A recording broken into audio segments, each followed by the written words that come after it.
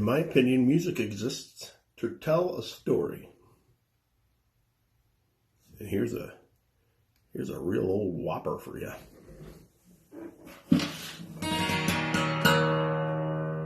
Well, I'm a hussar, I'm a hun, I'm a wretched Englishman.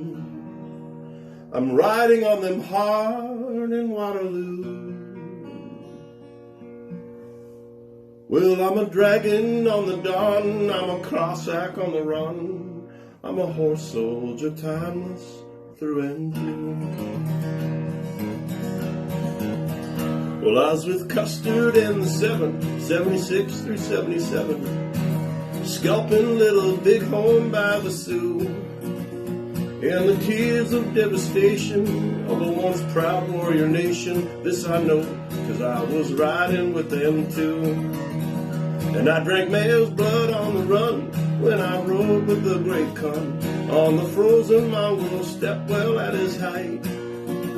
And I was a red guard, I was a white guard, I was a Tsar's on Palace Horse Guard when Romanov was murdered in the night. Well, I'm a hussar, I'm a hun, I'm a wretched Englishman. I'm riding on them hard in Waterloo. Well, I'm a dragon on a dawn, I'm a Cossack on the run, I'm a horse soldier, timeless through and through. Well, I knew Saladin and rode his swift Arabians, harassing dunes crusaders on their heavy drafts. And yet I rode the Persians against the circling Saracen, and once again against myself was cast. I was firstest with the mostest when I rode for Bedford Forest, and I suffered General Wilson's Union raid. Mine was not the reason why, mine was but to do or die, and charge me up with the roaming light brigade. Well, I wore the Mounties crimson. If you're silent and you listen, you'll know that it was with them that I stood. When Mayor Thorpe, she cried when her 4 horsemen died, cut down in scarlet cold as blood. Well, I'm a hussar, I'm a hun, I'm a wretched Englishman, riding on them hard in Waterloo. I'm a dragon on the dawn, I'm a Cossack on the run, I'm a horse soldier, timeless through and through. Well, I'm Typhon, Swiss or Sweden, be me Christian or be me heathen. To the liars, the saber I shall put. With a crack flanking maneuver, I maneuver on a soother, striking terror into regimental foot. Well, I know my days are numbered, and all the trenches lumbered. More modern ammunitions fill the gaps. No match for barbed wire or the steel birds of the sky. With a final rear guard action, I retreat.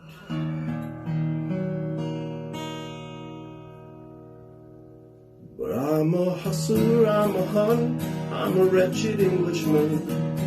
I'm riding on them hard in Waterloo. I'm a dragon on the dawn, I'm a Cossack on the run, I'm a horse soldier, timeless through and through. I'm a horse soldier, eternal through and through.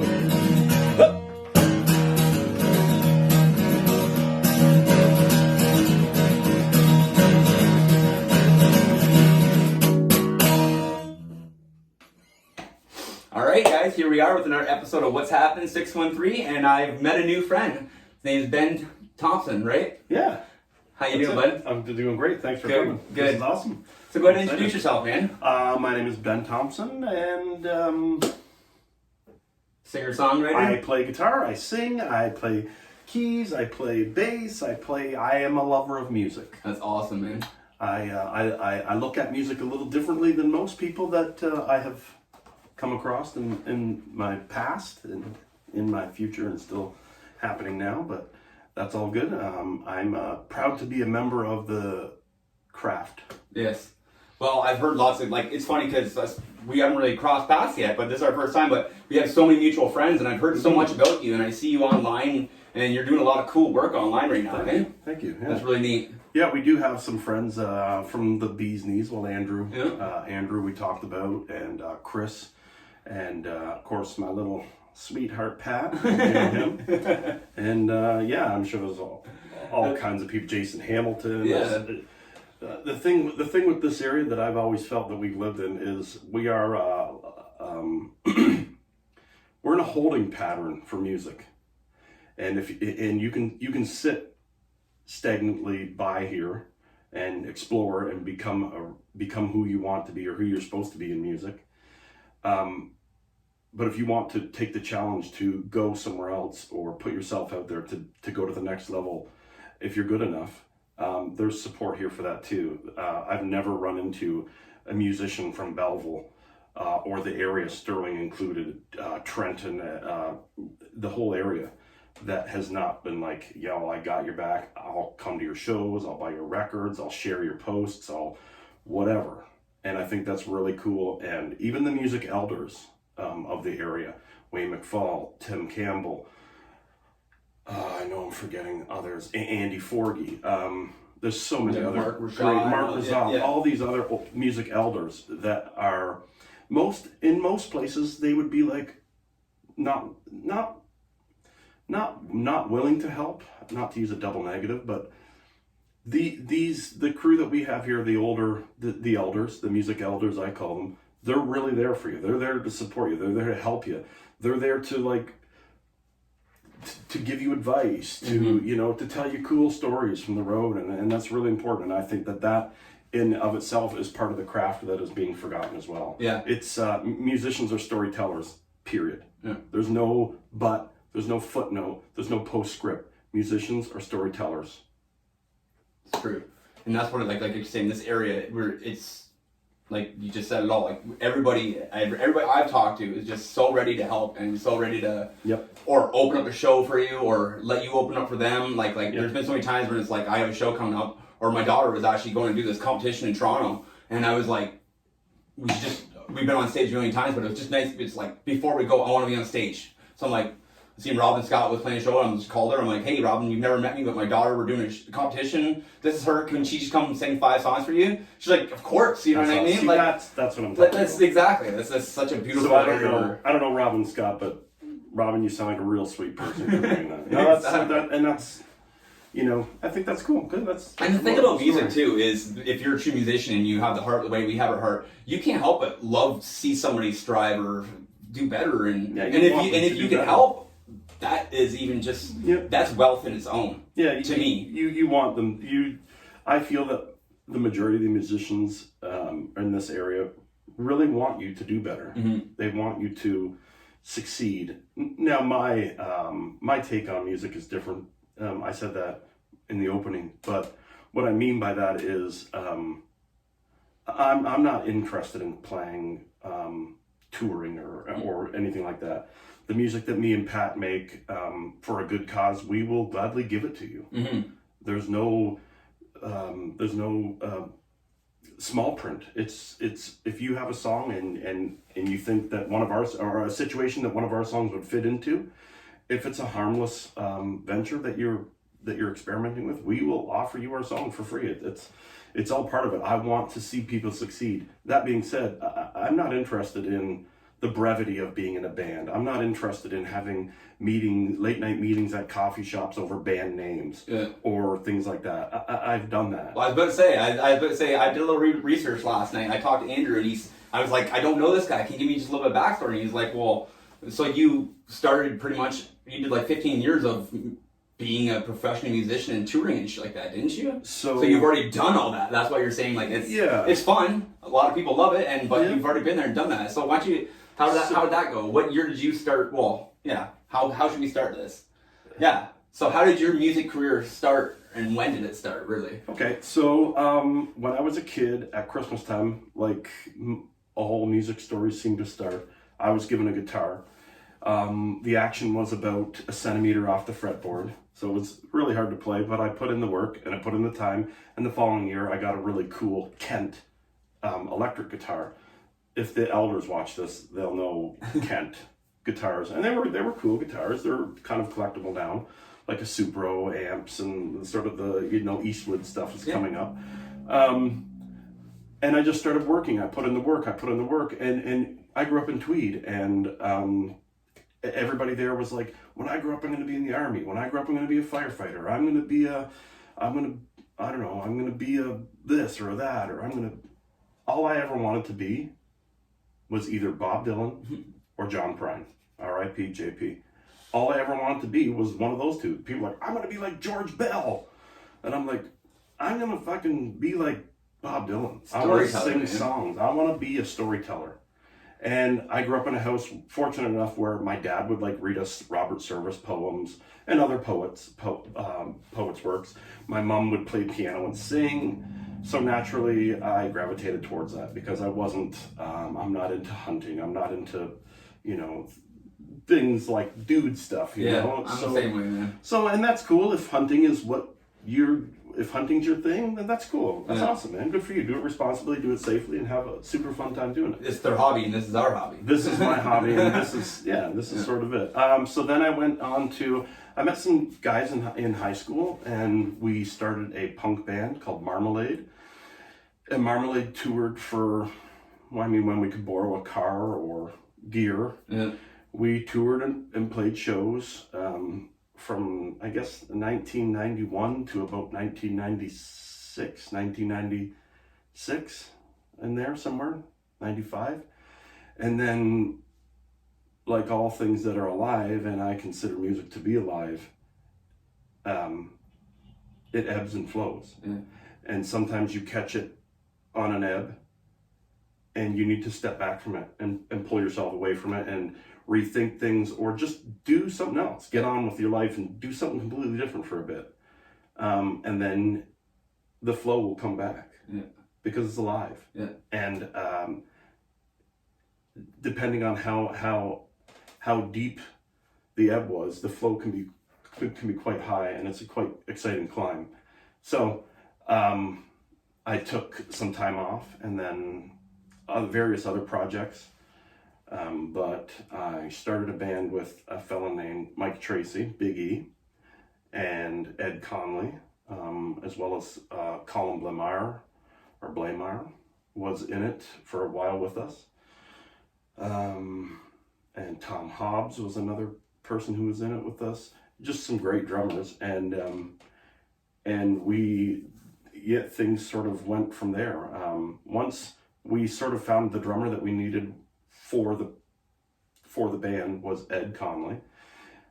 His dad is also a music elder, Steve Conley, one of the most amazing jazz drummers around, definitely the best in this area. And we just started playing shows, and we met this, I remember I worked at Arden's Music, and I had the chance, we all had 2 weeks off, holidays in the summertime, so I said, let's go tour. Let's go on a tour. Yeah. We can do this. Yeah. So I would cold call bars and cold call like, hey, this is Ben Thompson from the Ben Thompson Band, because we were really great at picking names. And then we were like, this is the Buckskin in Nipigon. And I'm like, yeah, we're coming through. We're playing a show. We need a pickup date on a Tuesday. Yeah, we're going through Tuesday. Yeah. Give us a place to plug our bus in, and some hot meals and some beer. We'll play. And it worked out great. And we did that for 2 weeks. We did that. We booked the show. I've been wanting to do that, like trying to get your guys off for a couple weeks, because everybody's got a couple weeks vacation. Yeah. But then it just takes a lot to literally try to road map and be like, okay, well, I'm going to drive from here to here, so that night we're staying here, and I got to book a show there, kind of thing. That's cool, man. I got quite good at it after a while, but in the beginning it was kind of like you're jumping, and I remember sitting. So we finished the 2 weeks. We did 12 shows in 14 days, and we came home, and we all went back to work, and that was the end of it. About a week later, I got a pretty angry call from a man named Wayne Munson. Now, Wayne Munson lives in Victoria, BC. He's maybe dead by now. I don't know. and he was Biff Naked's tour manager, not tour manager, but booking agent. Yeah. That's the word. Yeah. So he called me and he was like, you guys are fucking playing these shows and you're playing these bars and these are my venues and blah, blah, blah. Because we were playing like some big ones in Timmins that I just lucked out. Really? And I was like, yo, I don't know how to do any of this. You're cutting my grass. Yeah, he was, right? And Yeah. I was like, I'm sorry, I don't know any of this. So we apologized, I apologized, and then we started to kind of... Yeah, get me on the show then. and it was. And about 4 days after that, he said, if you guys are interested, I have some opening dates for you guys, and it's 10 days on the road. And I was like, well, what are opening dates means? And he says, well, you'll be opening for Ronnie Hawkins. And I said, okay, well... Big time, Bill, big time. we work, I said. So then anyway, we... I would have quit. Well, I would have quit. I sat on the porch at my parents' old house in Madoc. And I remember my dad saying to me, you can tell your kids that you had the chance and you could have did that. Or you can tell your kids, I did that. That's right. And it's the I did that part that resonated the most with me. So I handed him my 2 weeks notice. So did Big E and so did Ed. And we went on the road and we spent, I think 6 or 7 years on the road from coast to coast and through the States. And fortunate enough to play some like big Inuit art festivals in Iqaluit and Baffin Island, up to Alert to play for the troops there. Cool. And it was a really good, fun time. And, damn, man. And,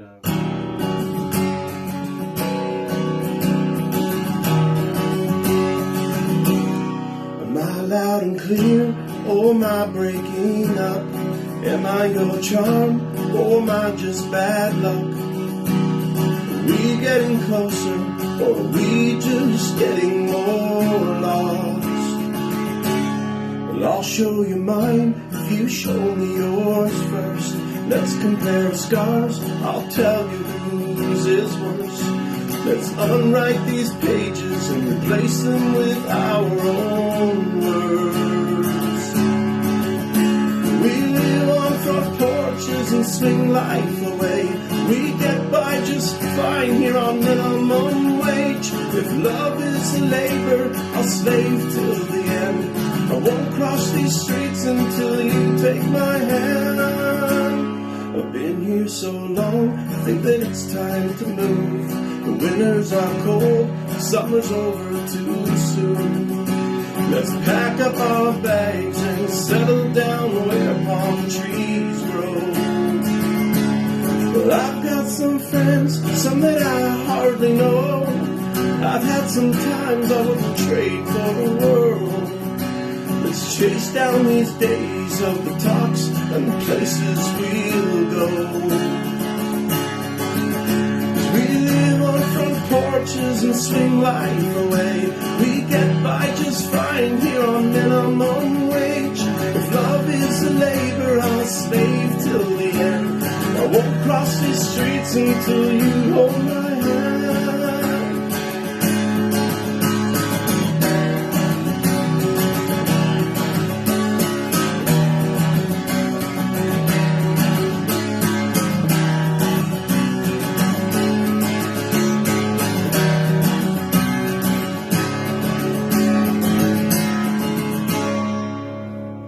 I'll show you mine if you show me yours first. Let's compare scars, I'll tell you whose is worse. Let's unwrite these pages and replace them with our own words. 'Cause we live on front porches and swing life away. We get by just fine here on minimum wage. If love is the labor, I'll slave till the end.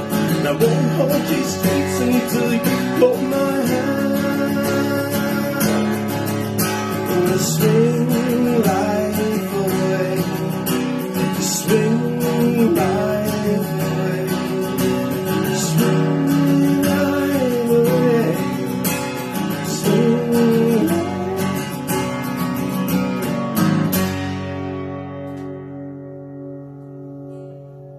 This is what I'm trying to tell people is like, you don't realize who's sitting in your backyard. Right. You know what I mean? Like. Well, I'm just Ben sitting. And you're sitting in our backyard, but the thing is like you have the knowledge and the shit that like, say if I want to go on do this stuff, say if I want to take 2 weeks, you're gonna be the guy I'm gonna come and be like, yo, how did you do this? Like, give me some pointers, man. Because it takes, just like we're talking about recording, it takes years and trial and error. Like, you know what I mean? A lot of mistakes. Yeah, I mean. But when you're out on the road touring, you have to minimize your mistakes because you have to put into consideration fuel costs. That's right. Wear and tear on vehicles. Where we've got to hit some sort of music store to buy the bass player strings. Yeah. We've got to get a new cymbal for this guy.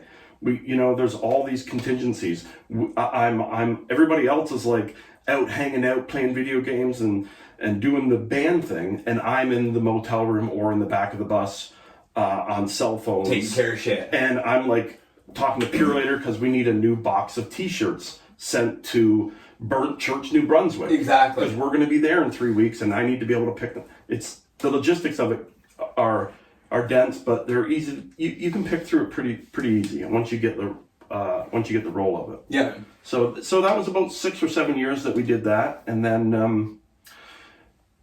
there was a rather large ebb.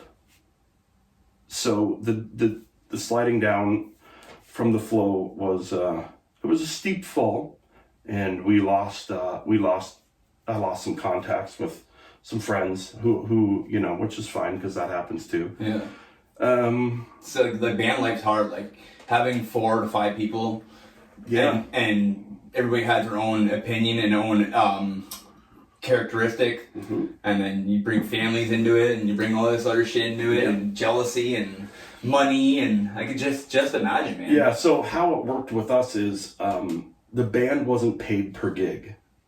That we just realized in the beginning that was an archaic way of doing things, and it worked for like local stuff. Like if you were just to play like a local sort of maybe 200-kilometer radius show schedule, you could easily do that. Like, here's your money, Joel, here's Ben's money, here's so-and-so's money, and that would work out really good. But when you're playing shows and you're actually trying to work off a budget so that you can afford things like breakdowns, fuel, missed shows, canceled shows, organizers or buyers being dicks and not paying you the full amount, or trying to pay you in cocaine instead of the money that you desperately need. I don't need cocaine. I need to get fuel into the bus. That's right. To get to Full Air, Alberta. People run on cocaine, not buses. We could have taken the cocaine and pushed the bus. Yeah, but now that would have been short-lived. Yeah. So we there's a lot of moving pieces to it, and the one of the things that we did at the very end was there was a band from Kingston that I just adored, and they were called Mystic Caravan. It was, so one summer we did a summer X3 tour, and it was our band, the Ben Thompson band. There was Mystic Caravan, from Kingston, and Chamberlain from PEI. They met us here, and then we did a cross-coast tour that I organized. So I organized not only our little bus and our venue and our shows, but also the other bands. Where were they sleeping? Where were they going to eat? Where were they going to get their van fixed? Where were they going to, how are we getting paid? So to go back to what I said before and unpack it a little bit about the whole, getting paid per gig wasn't working. So what I actually did, and we implemented it and it worked perfectly, we executed it for years to come, was a salary. So Joel, you get $1,500 a month to play with me and my band. I get $1,500, somebody blah, blah, blah. And that was your money. I mean, you spend on food, clothes, or the smart thing is you send it home to help pay some bills to your wife. That's right. So because living on the road, you can, there's always a spaghetti dinner somewhere. There's always somebody who wants to buy you some drinks. Yeah. So it worked out good. The ebb hit. I didn't worry about music for a lot of years. And then I just, it's been a slow climb back up, but I really like where I am now, and I'm really fortunate that I've met Pat Mctaggart. Yeah, I want to put a pin in that before we go, because I want to go back to the salary thing. So you get your salary for like, this is what you're getting paid for the month or whatever. Yep. So how do you do that with your circuit? So how the salary payment worked is that was only in effect on tour. Okay, so like you already had this tour booked, and like, so do these venues pay like your, like, say if you were the guy booking it, everything went to you, and then you paid everybody their salaries for the month? Correct. Okay. After the overhead was taken out. If that wasn't, because I'm trying to figure, because like you're saying around here you can do paid gigs. It's the same way, but I guess you're just not saying you're taking it equally and splitting it. Like we got $500 tonight, so you get 75, you get 75, you get 75. You're saying you get the $500, $500, $500, $500, and later on you're doing your salary. Is that the way you're kind of saying that you did that? That's basically how we did it. Now we did to start the tour was always. The only reason I'm asking this is because I want some input. Right. Because I got a band and you never know, right? It's kind of cool. So the salary thing worked, and we did that while we were on the road. Mm-hmm. So when we were on the road, it wasn't uncommon for us to do 200, and I think Mike Tracy wrote them all down one year, and I think the highest we ever got was we were close to 300 shows in 1 year. And there's only 300 and something days. 65 days. Jeez, so we were doing 300. I think it was like 280 something. Wow. 290 something, whatever. But I mean, we were on a record label. I'm not going to mention their name. They don't deserve any sort of accolade from me. Sometimes, and the deal was we would play a show. If it was a bigger show, the money would go to this record label, and then they would dole out with. That's what I was kind of wondering. So yeah, we just stopped. We just cut them out of it. So if there was a show on a Friday night for $2,000, we would just phone, "Hey, Mr. Record Label, I'm sorry, but the show got canceled." Then we would play the show and pocket the money. Right.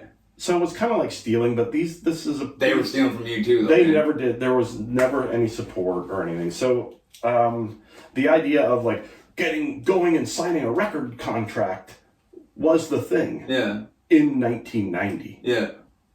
Now it's not. No. Now it's people like you. Yeah. Who can actually, and with social media and internet and Facebook and Instagram, you can do it yourself. Yeah. I mean. Like I told you, you give me $250, I'll get you 100 CDs and 100 stickers, and we'll go promote this shit, and 100 business cards. But I don't think so. Here's the business side of music, that is ferocious, but it's the part of music that I quite enjoy.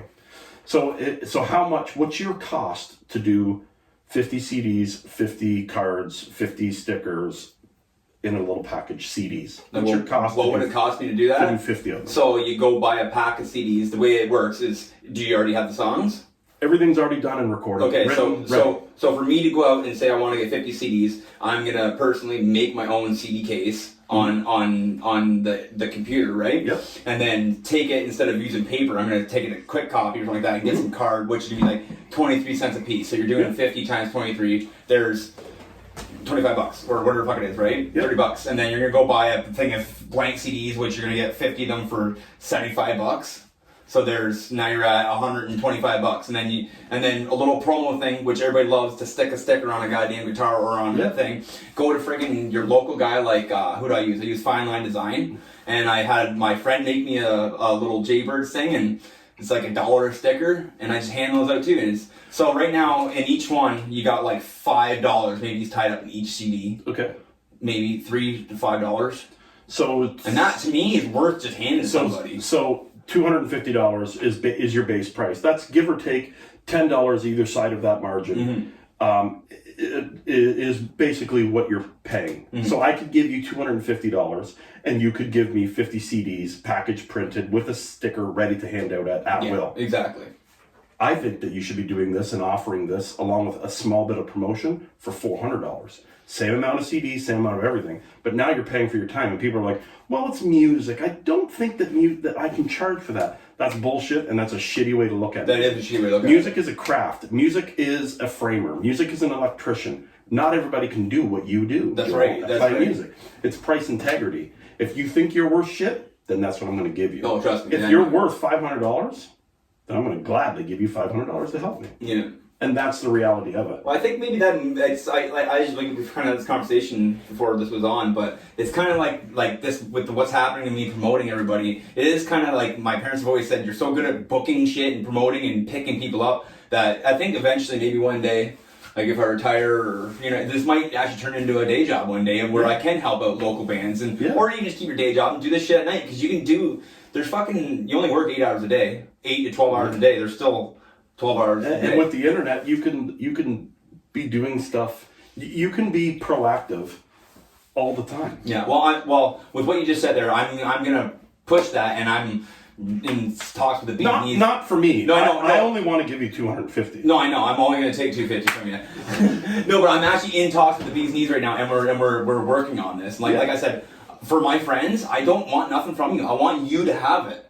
Yeah. You know what I mean? And really, only you can do it. Because no one else is going to go out and do it. No record label's going to go out and fucking make you a CD. No one's going to do that. If you want something in life, like dude, like I just have stickers and I put them on stuff, and it's like I go by and there's my sticker and it gets just a little pat on the back. You know what I mean? And that's the way it should be. And that's worth it to me. You're telling stories. Yeah. And that totally but I do think that you should, if this is something that you were going to do and offer that as a service as well as all the other stuff that you do, I think that you should consider how much you're worth. Mm-hmm.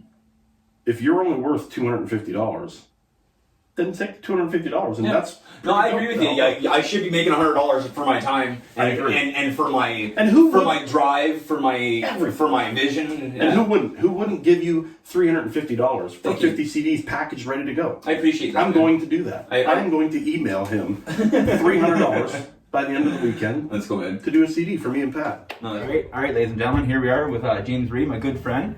He's been working super hard down here at the Stirling Library, and he's created the Stirling M.I.L.L, which is the musical instrument lending library. That's awesome. Yep, that's it. Which means you can come down here, and for a fee for a year, which is $30. $30 for a year, you can get yourself a membership for the Stirling M.I.L.L. You come down here, and they have literally every single instrument you can almost think of. They have instruments down here that I have hardly even heard of, and I love to play every instrument, so it's really cool. True. Well, we have over 200 instruments at the moment. That's cool. And another big thing about what's going on is you have the distance. We have the distant loan program through partner libraries. We've just opened up a different distant loans with Trenton Public Library and Madoc Public Library, and I expect there will probably be some others opening up as the course of the year goes by. Good. It's a program been in the works for quite a while now. That's good. So if you're not a Stirling resident, which originally the program was the first Stirling residents. Actually not. No? The program has always been for all the communities in the southern half of Hastings County, okay, eastern half of Northumberland, and the tail end of Peterborough County too. Good.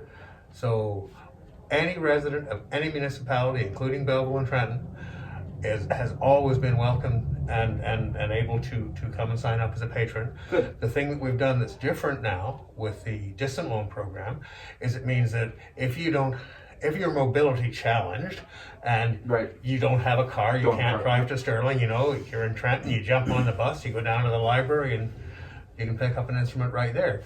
Now, all the instruments come from here. Yes. So what do you do? They kind of order them, and they order them, and we have a regular delivery pickup schedule, and it comes into the library down in Trenton, and they give their person a call and say, hey, your guitar's in, or your saxophone's here, or your conga drum's here, or your accordion's here, or your bass guitar's here, or your trumpet's here. That's cool, because like everybody knows how hard it is to go out and buy a guitar. Cost you a couple $100, and if you don't know you always wanted to try it, and then you go out and spend this money and it sits in your closet. That's where most of these came from, with people like that. It comes from people's closets. Yeah. All these instruments are donated down here, and there is acoustic guitars, there's electric guitars, bass guitars, pianos, drums, everything you want. Saxophone. So if you ever wanted to try something that you were a little bit nervous to go try, you can come down here and borrow it for a month, borrow it for 6 weeks.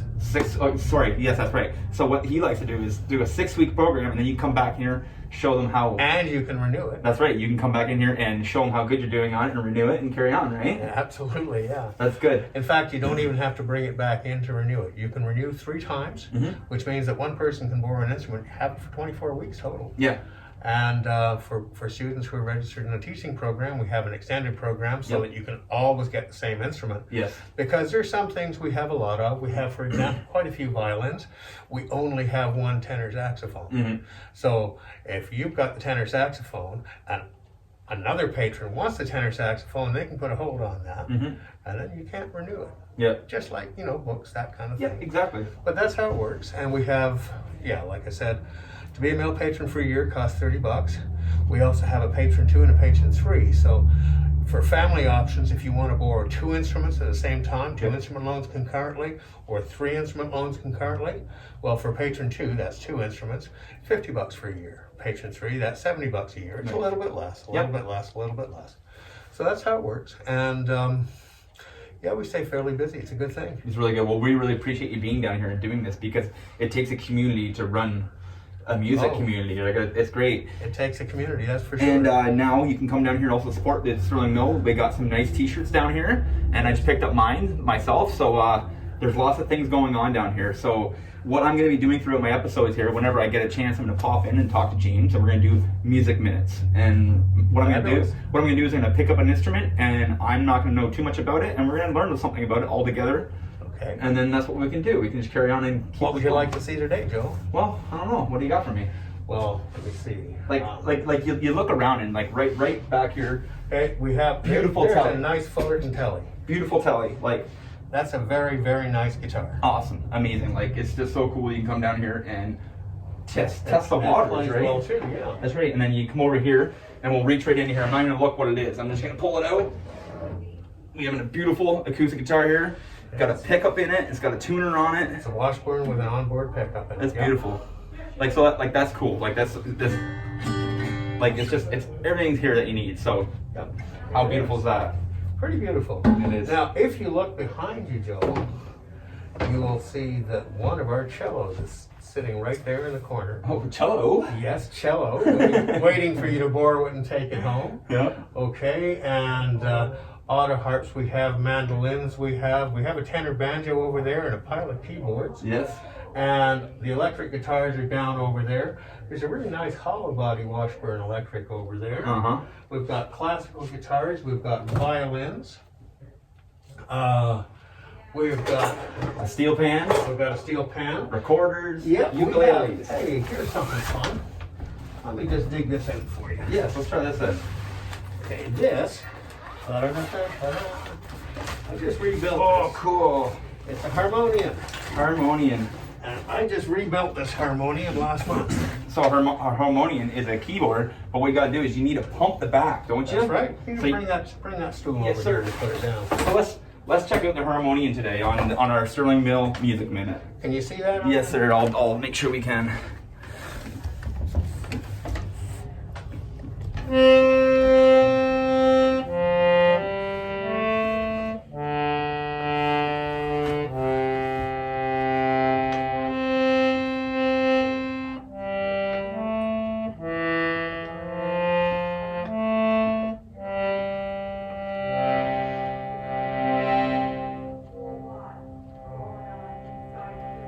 So this would almost be like an accordion, correct? The way that you're pumping the back? Kind of. It's got two chambers in there for bellows.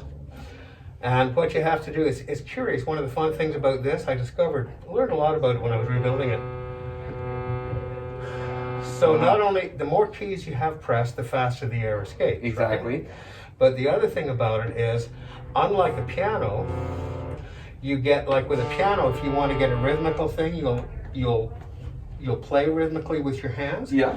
With this, if you want to get rhythm, you do it with the bellows. So it's kind of like like this. And then on the front here, what do you got? You've got different stops. It's like an organ or like an accordion that way. So it's like, okay, so you try opening this stop, right? You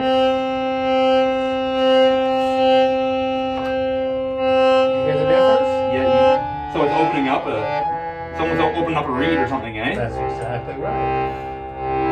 So this is a harmonium. So neat. Yeah, it's open up another reed, definitely. Huh. So you get overtones, you get different sounds, and once again, the more stops you have open, the faster the air escapes. So a harmonium, what kind of, like, obviously other than like some like church music and like some maybe like Buddhist meditation music, what would you hear something like that in, do you think? Well, I first heard one of these being played by Lisa Hennigan. So I heard it in Celtic music and Irish music. Okay.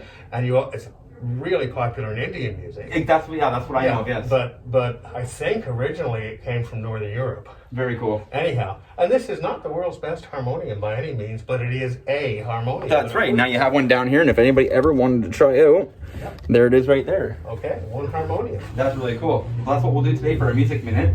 And that's really neat. So if you ever want to try something out like this, you can come on down here, talk to James, and there's a few other people that are help out around here, and test it out. Yep, we're open on Tuesday afternoons and Saturdays. So Tuesday is from 3 to 6? Tuesdays from 3 to 6:30, and Saturdays from 10 until 2:30 in the afternoon. Awesome. Yep. Okay. And of course in Trenton you can pick up an instrument, or in Madoc you can pick up an instrument.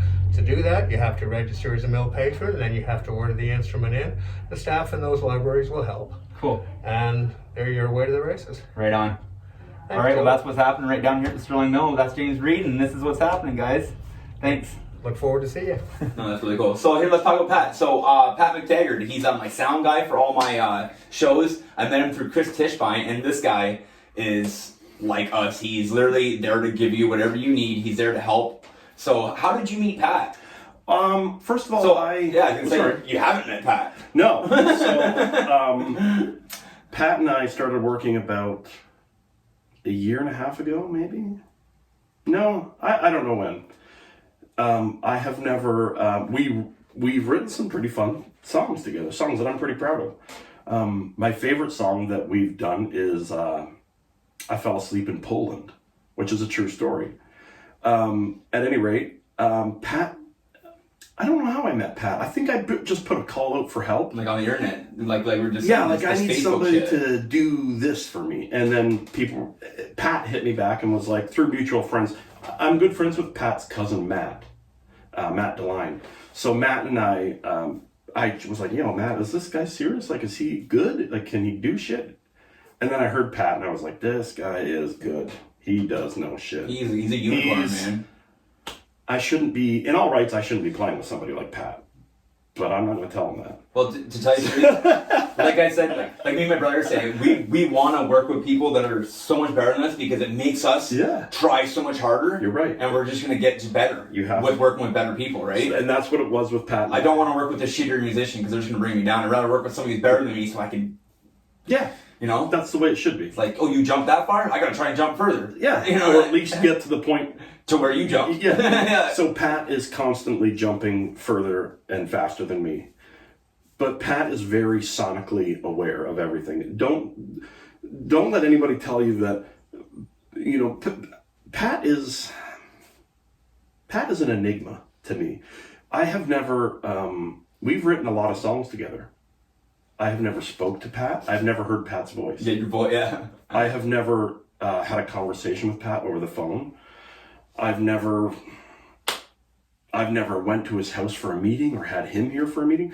I probably could walk past Pat in the store and not even recognize him. That's awesome. Yet, I will not move forward with one note if Pat's not behind me. If Pat doesn't have my back, I don't want... The flow is getting to the point where it's so steep and so exciting to climb that if I don't have help pushing me forward, I can't. I won't do it. I can't do it. I don't want to do it. It's just nice to have a little bit of encouragement from somebody that you respect. You know what I mean? It's like, well, I don't know if I respect Pat. No, I do. Pat, from everybody that knows Pat personally, I don't. But everybody who knows Pat personally says he's a real sweetheart. well, shit, I'm gonna have you out to a show one time and he'll be your sound guy. I would love to. I would love to do that. I am good friends with Chris Tischbein, and Chris he sort of like gave me the green light. Like, Pat. Yeah. Pat is very underrated. Chris loves Pat too. Yeah. Yeah. Well, it's hard not to like someone like Pat. I would imagine. Yeah. So we just started working with stuff and some songs, and he started putting his little pieces into it, and it was always like, if you don't like what I'm playing, let me know. And there has been times where I have said to Pat, like, you're coming on a little strong at mile marker number 136 to 148. Can you dial that back, or can you put a little compression on it, or whatever? And he knows. That was in the beginning. Now he just knows what I hear. And the big thing is, and a little bit of a hard time I had to get over this was, Pat's not there to sabotage the music. He's there to offer the music in a vision through a different scope. I can't say enough good things about the guy. So if you're looking to record, hit up inner ear, In the Groove into the Groove. That's right. Music Studios. That's right. Pat Mctaggart, tell him I sent you, and he'll charge you an extra 5%. That's right. And then send that extra 5% to Joel. So that's how I met Pat, and that's Pat's.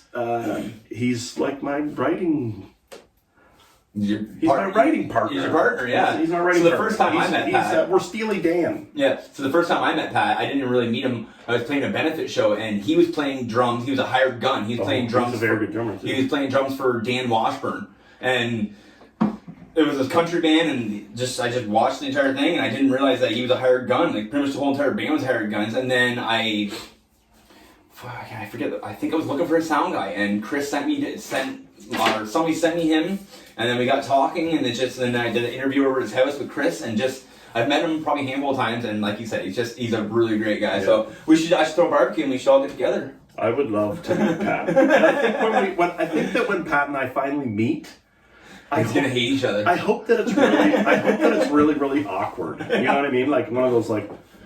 Yeah, like the movie Step Brothers. Yeah, when they're that would be sweet, but I know it won't be. Pat and I have connected and musically, and that doesn't really matter to me. So let's go into this a little bit. So what you're doing right now is you're making like music for.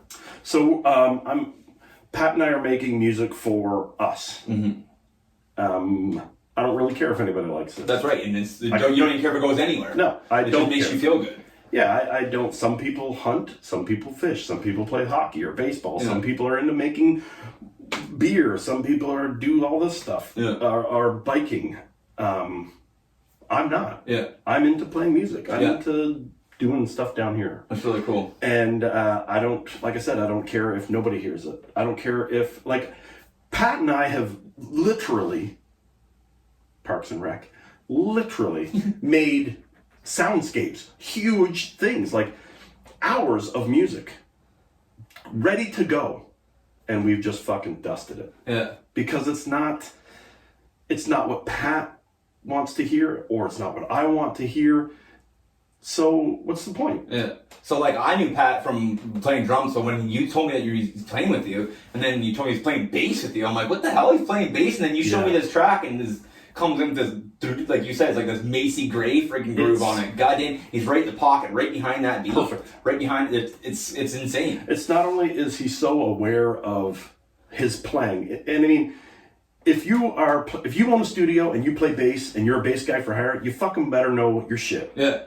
You know what I mean? Like you better know more than 1, 4, 5 and A or G or whatever. You gotta know your stuff. And Pat is like that guy. Well, dude, man, like you've heard The Zone, obviously. Yes. Like he's playing drums on that, and man, that CD, The Zone I had, man, that shit is so. What is it, Dogmatic, something like that? That shit is in the pocket, the entire friggin' album, and it's so cool because it's all just instrumental, and it makes you think, and it makes you go so far. And like I said, I'm a rapper, so I can't help but do my own little thing over it, right? But man, this guy on those beats, they're so tight, and then when I come here and I hear him on the bass, I'm like fuck off. Yeah. Seriously? Yeah.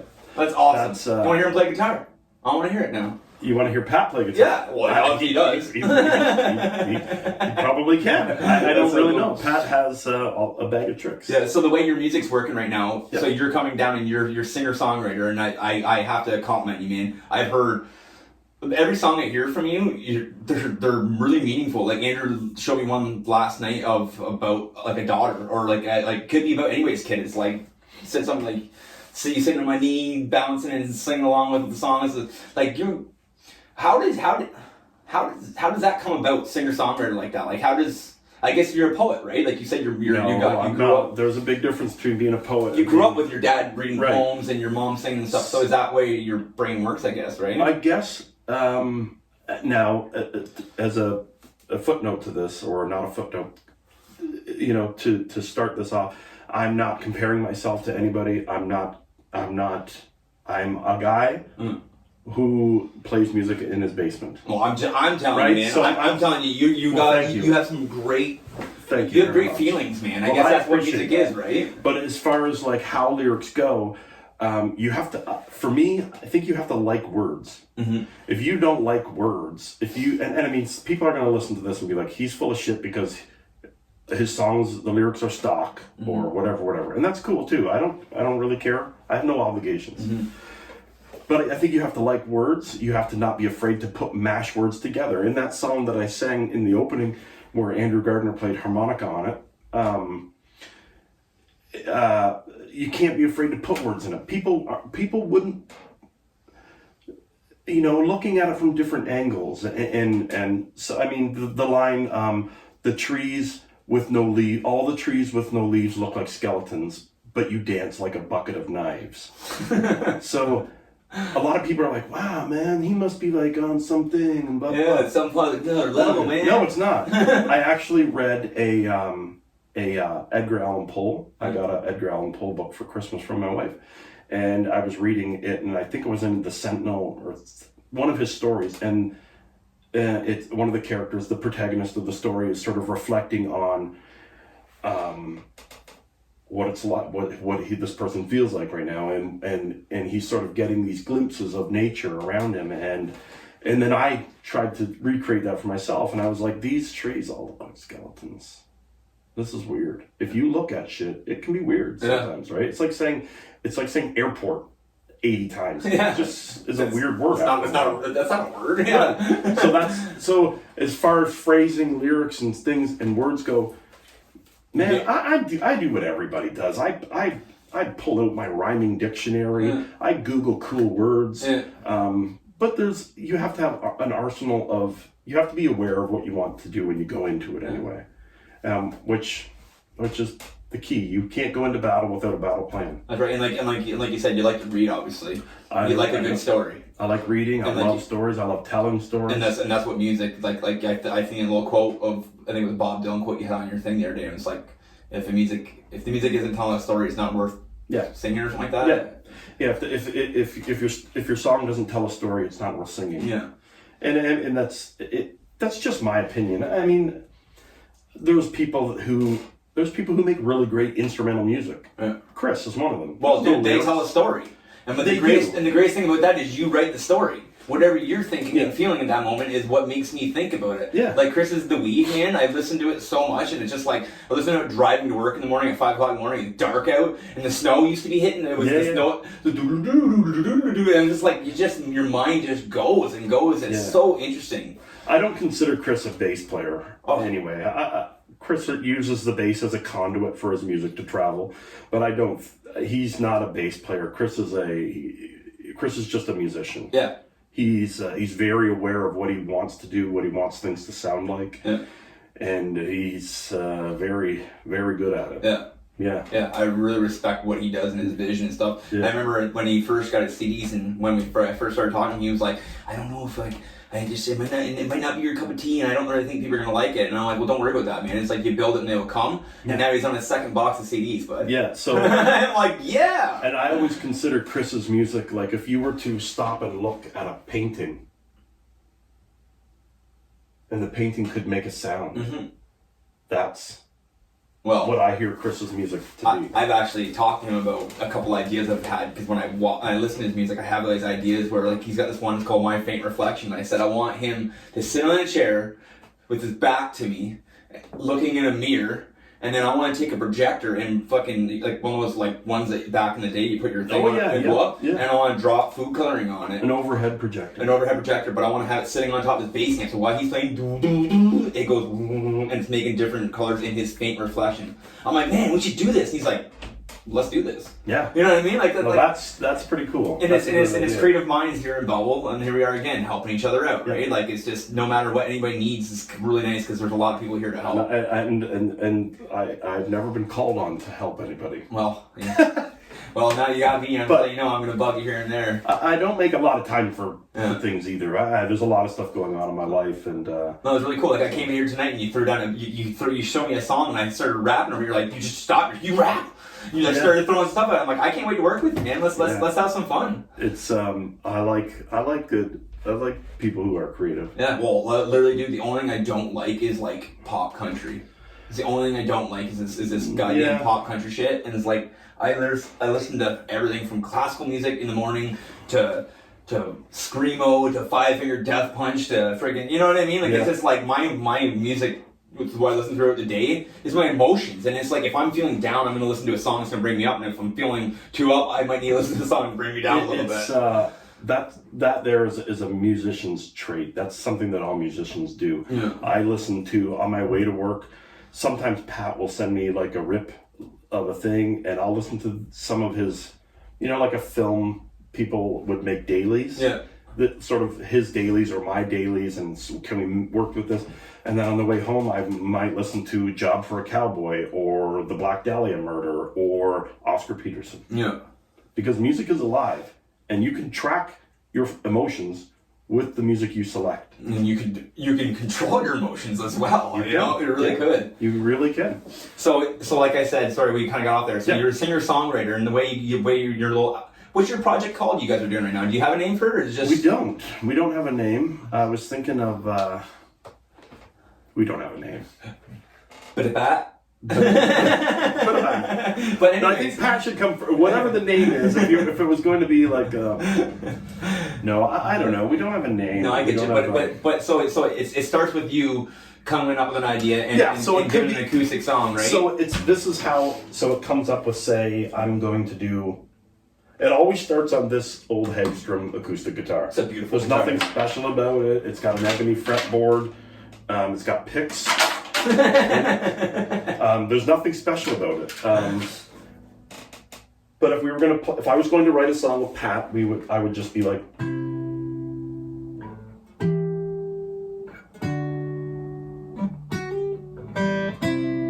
Okay, we got something there, right? Mm-hmm. And then from that, it would turn into like an obsession almost, where now I hear so. An odd thing about me that I don't tell people this. I don't tell too many people this, but I'm going to out myself here. Is I can hear music in color, which sounds weird, and you're like, oh god, let's wrap this up, Ben. No, but I can see color in sound. So if I'm listening to music, and my friend Todd Barrage is very, very good at this, and you should interview him sometime. He's one of the best engineers ever. He's working on this band now called AFI.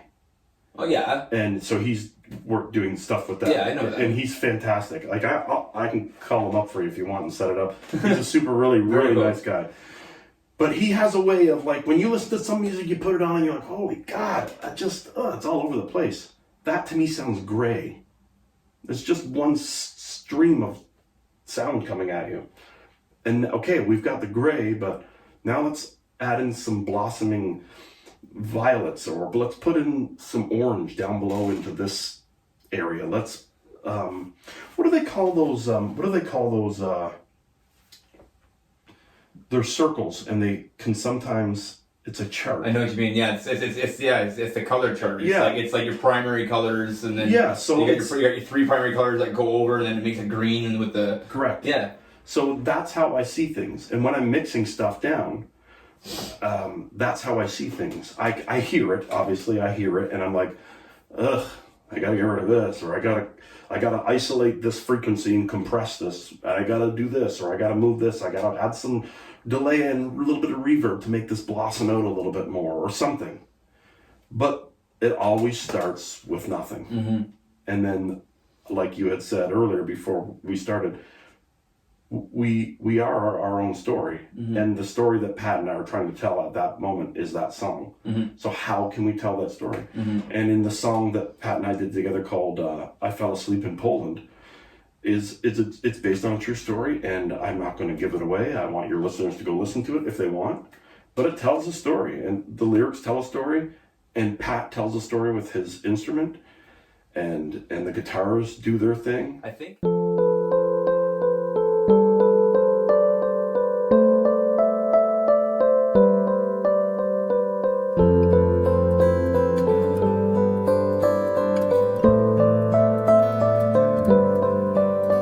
About 3 grams of pearl, drips were bad, but we danced all night. Waffles on Monday at a greasy cafe, where the ladies all cooked and the men cleared the plates. We rolled smokes from a hotel ashtray after the coke was gone. Then I set aside some time to watch the sun come up. Shaky we were in the light of the air. I know what I know, I feel what I feel, and I don't really care if that hurts. I know what I know, and I feel what I feel, and I don't really care if that hurts. My dreams would wait along with shut-eye, 'cause 3 grams of Yale is a long, long ride. Slowly we fell out of the sky, not fast at all, I could see with my eyes. Falling I was, deep into color, vibrant they floated up there beside us. I know what I know, I feel what I feel, and I don't really care if that hurts. I know what I know, I feel what I feel, and I don't really care if that hurts.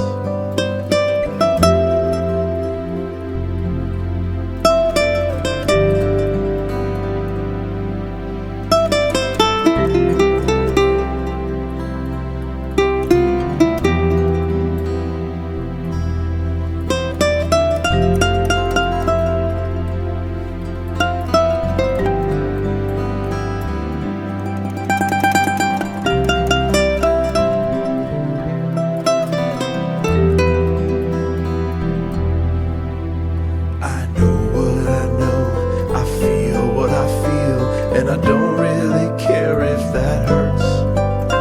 I know what I know, I feel what I feel, and I don't really care if that hurts. I know what I know, and I feel what I feel, and I don't really care if that hurts. I know what I know, I feel what I feel, and I don't really care if that hurts.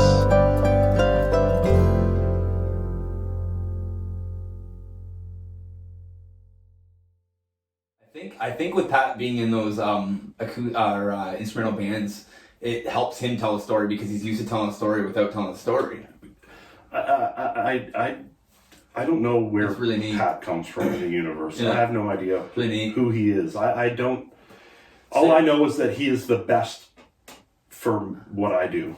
She's your best friend you've never met. Yeah, I don't even know if Pat and I would be friends. Yeah. He's no, I'm pretty sure you would. He's an amazing. You guys are the same kind of people. He's a great guy. So the way it works is you get the song, you get an idea, and then you send it off, and then you have 2 other people working with you as well. You're saying? No. So I had a specific song. I had an idea.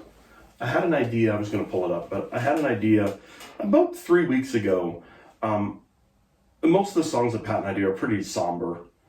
Pretty mellow, you know, and I was like, let's make a rock and roll song, Pat, what do you think? And he's like, I don't really care, dude, just do something. So I was like, done, I'm gonna do something. So I came up with this rock and roll riff. I don't even know what the riff is. I actually dusted the whole riff. It's funny how you forget things once you put them down. No, it's more than that. So I recorded it, Flightless Crow. I recorded the guitar parts just like this. Here, with a microphone, and recorded it. I sent it to Pat, and Pat's like, this is really cool, man, I like this. That's sort of his standard response. Or this is horrible, Ben. Yeah. Let's try something else. Try again. And then he's like, I dig it. And then I was like, cool, man. And just ironically and strangely enough, there's a radio personality from Toronto, who I know personally, and he got a hold of me and he said, yo, I need, something fell on my lap and there's this thing coming up. It's got the guy from Glass Tiger in it, and he's doing a podcast and he needs music for his podcast. He's got 6 episodes down. There's Sting's on an episode, Bryan Adams is on an episode, but this guy needs music. Music, yeah. Can you get, so I was like, yeah, fuck yeah, tell him to get a hold of me. Because we all need those paying gigs. That's right. So And it's so nice to be able to like when somebody hears something like I got that guy. Yeah. And that's all about being a good person, man. That's karma. And Chris is a real sweetheart. So Mr. Tiger phones me or Facebooks me, and we're talking, and I kind of get the idea of what he wants, and all I know is that it's a podcast, and he's talking about music. I don't know if it's an upbeat show. I don't know if it's a downbeat show. I don't know anything about it. So I did 5 samples for him. They originally, him and his handlers wanted 10 instrumental songs, 2 minutes long each. But I thought 2 minutes long, that's a long. Yeah, you only need like 45 minutes to catch what you're feeling. Yeah.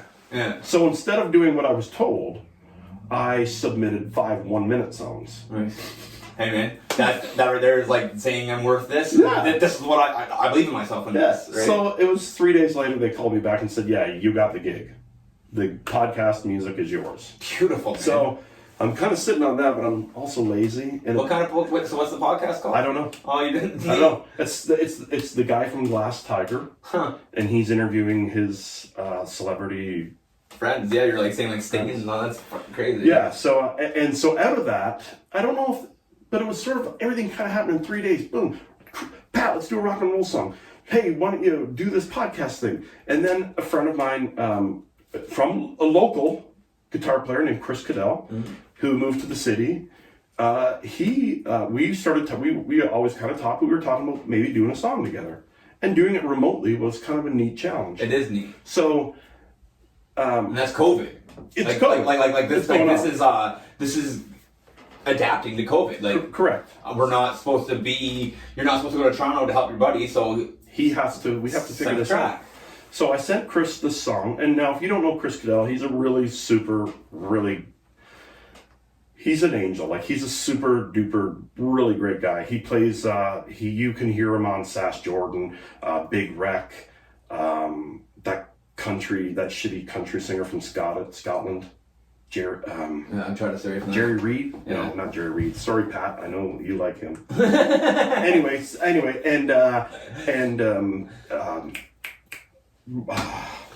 Colin James. Yeah. You know. Yeah. So Chris and I was like, cool, man. Let's do something together. So I sent him this track. Well, he sent me all of his guitar tracks, and a little bit of back and forth of what we wanted. And he was like, I like this part. So. I got into the computer and I basically dusted all my guitar tracks because they were just sort of to get the ball rolling. Yeah, it's a ghost track. I had no intention of using it. Exactly. It's like we call them scratch tracks. Yeah, I've always called it a ghost track. You go and you just fucking strum it out, you go sing it, and then that way you can build it around that. Right? Exactly. Yeah. So Chris put his parts down. Pat put his parts down. There was a rhythm part that we were working off of, but the key to the whole thing was Todd Barrage. I reached out to him and said, would you be interested in playing some drums? And I sent him the song, and he messaged me back, and he's like, yeah, I'm down. And so you have to understand, Todd is he owns a professional studio. He has professionals that go there. He just recorded the latest Last Chance Marie record there, a couple other things. He's doing the AFI thing. And he basically fucking pushed pause on all of this paying stuff to be like, yeah, dude, I'll do this for you because I like this song, or I like this, or whatever. Yeah, he may have been like, this is a stupid song, but I'm gonna help him out. Yeah. Sure. And he did. And it turns out that he was the key to it all. So the interesting part of the song that I find mind-blowing is and I'm not comparing myself to these other 3 writers, musicians, but how professional they were. Chris in downtown Toronto recorded his guitar parts in tempo, Snaptrack, yeah, and with life and breathing and swelling and quiet parts and big build parts. And Pat did the same thing from his studio, and Todd did the same thing from his studio, and then they sent it to me, and I was able to just put it all together and sing on top of it. That's really cool. And I think that's Flightless Crow, which is on my YouTube channel. Well, Pat and I's YouTube channel now. So I'm gonna patch it in here if you can send it to me. Yeah.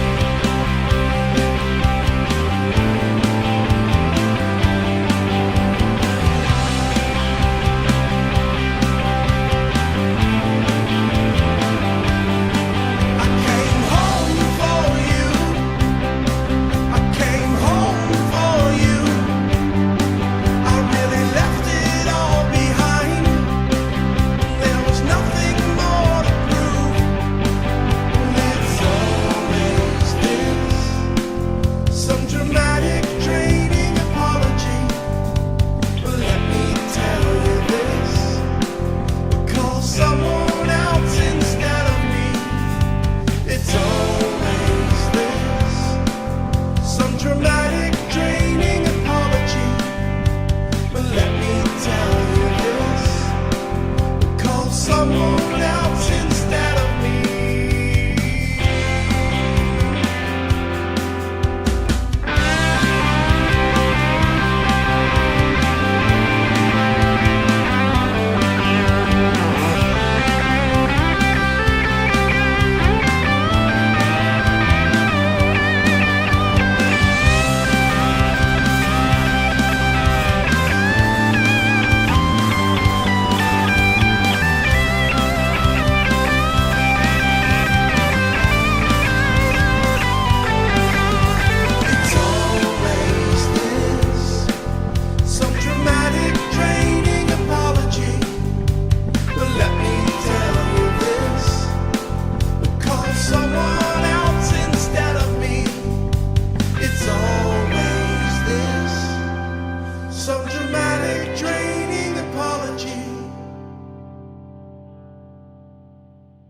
So what you said earlier, how you see music in color, you were showing me a song earlier, and I feel you, because I feel you feeling it. Like I totally know what you mean. But like you're like listen to this come in, like this chorus come in, and just you like you said, there's just so many freaking harmonies of guitar and things should have things like that, and I'll just sort of dump that sample in here really quick.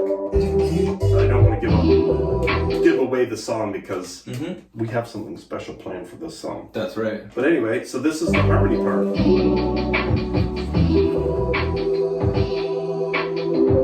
You can't hear it probably, but the one harmony is. No, I hear it, man. Yeah.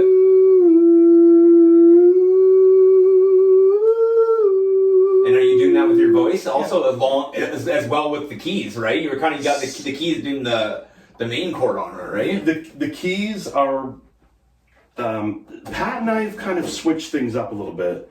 Traditionally, a bass player and a drummer would be the foundation of the song, and the song gets built off of the rhythm section, which is the drums and the bass. Yeah. So I'm gonna just kind of show you. So I'll pull up that song. Cool, man. I would love to show people what you're up to here too. Sure. This is really neat. So this is the song that we were talking about. This is a Pat and I's new song called Only the Elephant Knows. These are the tracks that we've done, but I will isolate the harmonies so you can just hear the harmonies, and I'll take the effects off so that you can hear it sort of raw. And we'll just sort of fast forward to that part. It's not the way it should be. So we're right in here, and you can see the clusters there. So this is just the harmony part. Like you. No effects.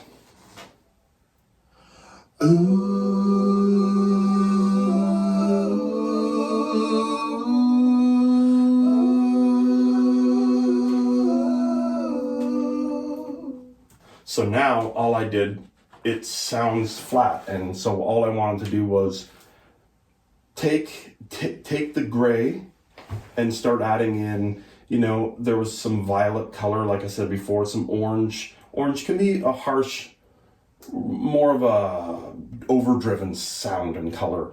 So floaty greens and swirls of blue maybe. And I needed that, and it needed to sort of swell open. It needed to breathe. If art is the body and maybe a painting is your eyes, music is your lungs. Yeah. It always is breathing and moving. It makes you feel different. It swells and it comes up and it comes down. So it needed to kind of come up and blossom out. And I did that by adding some compression, some reverb delays, isolating certain frequencies, and then either squashing that frequency so that it wasn't harsh on your ear. We didn't want any yellows or reds in this song. And be like you. So you can kind of hear a little bit of the delay and a little bit of reverb, and then now we have the full.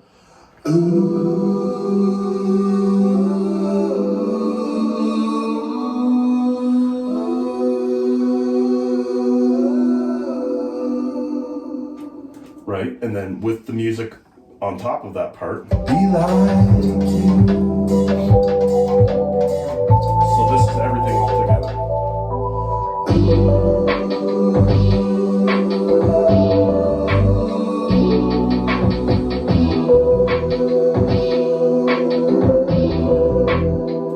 Sort of simple. It's a simple technique. Basically, I took a small little room and made it big, and that's basically it. That's really cool. And that takes so much time and so much like that you can't pay for that knowledge. You can only practice that, really, right? I think it's practicing. It's making a lot of mistakes. I think also it's having people like Todd and Pat who aren't afraid to tell their secrets. Mm-hmm. You know.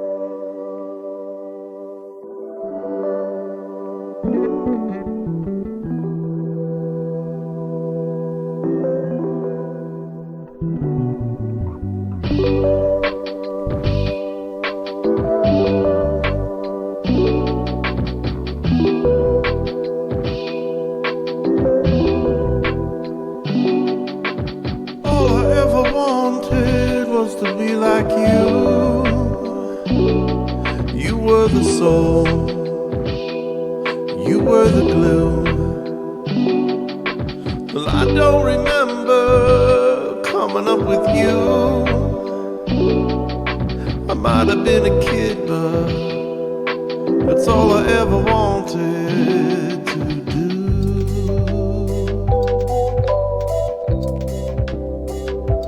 Be like you. The hardest part is saying it out loud. It's not the way it should be, but it's the way it is now.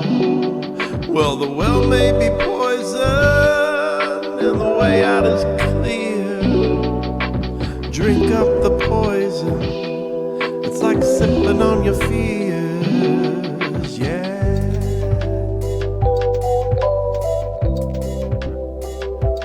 Be like you.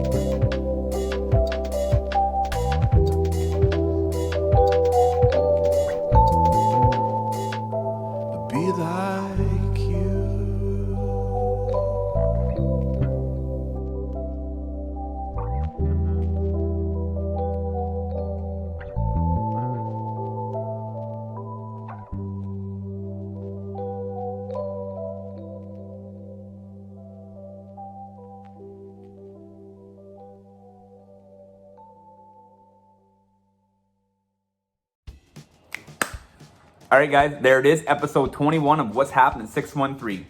I want to thank Ben Thompson so much. This guy is a talented cat, and I'm actually gonna be working with him here soon, so there's gonna be some cool stuff coming out with that too. Like I said, I can't thank him enough. Him and Pat Mctaggart are writing some amazing music right now, and they're gonna have an album coming out, I think fall, he was saying to me, hopefully. I can't spill too many beans, but you guys just got pretty much the world premiere of his song called Only the Elephant Knows. That was the last song you just heard. That song is so cool. I love how he talks about when he makes music with color. I could totally feel what he's talking about when you listen to his music. It's so in depth and it is colorful. So keep up the great work, Ben. Can't thank you enough. Really cool for him to show us how he kind of makes a song, how he can quickly track the song, pass it off to Pat. I think an episode coming up here soon, I have to get over to see Pat at his studio. It'd be cool to see his side of it. And then we can always patch, if you actually watch What's Happened 613, you know what's going on. That's pretty cool. So like I said, go follow them. They named their band or their group or their act or whatever, a group, I guess. Producing team, that's what we're gonna call them. It's called Through the Clouds to the Ground. This is awesome. I love these guys so much. Both of them are solid guys. like I said, watch out for Pat Mctaggart coming up because he's gonna have to be on this because this guy's my sound guy. I want to talk to him about his band The Zone. Anyways, back to Ben. Thank you so much, Ben. We're gonna be working with my daughter Deanna here soon with Ben. Hopefully do some songs. Well, not hopefully, we are. We're gonna kill this. The world is ours, so let's just take it and do what we can with it. So much fun. That's what's happening, guys, right? What else have I got going on here? I've been mailing off CDs like crazy, guys.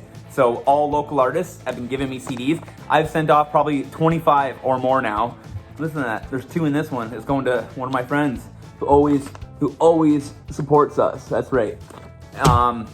So if you want a free CD from one of the local artists around here, make sure you like, share, subscribe to anything that I'm doing here, and you'll see lots of cool stuff going on, and I'll be able to send stuff off to you. So thank you to all the local artists who've been sending me all their CDs and doing all this. If you're a local artist and you want your CD out there, let's send it off to me. Let's talk. DM me, PM me. I don't know how the hell that works, but let's do this. Let's keep this going. I love this music community. Like Ben's saying, we're part of something here in Belleville, and it's amazing. It really is amazing, and I feel honored to be here. And I feel honored for you to all be watching my show. So thank you again. Thank you, thank you, thank you. If you haven't subscribed to Hollow View Presents, go like that. Go check out Ben's YouTube page, Ben's World. They got lots of music, so I want to promote their music. Keep going. Thank you, Ben. Thank you, everybody. Don't know what to say. Peace and love, guys. We'll talk to you real soon. Episode 22 coming up. 22! See yous.